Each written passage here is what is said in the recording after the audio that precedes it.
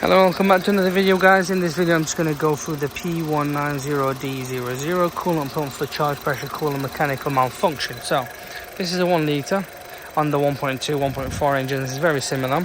I'll show you where it is. I'm not going to show you how to change it, but I shall show you where the water pump is and what you can do. In other words, it's on the right side of the engine where the gearbox is.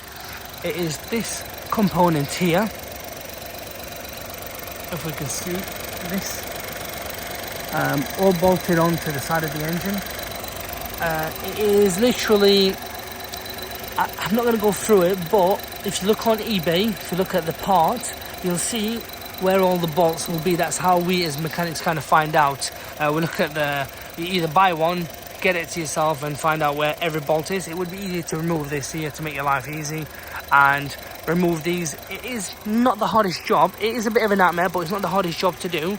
There is all these pipings to come off, so you will need antifreeze afterwards to top up, but it's this that fails and causes this warning, and you may even get like a temperature warning on there, like a coolant warning, or even engine management light at the very worst.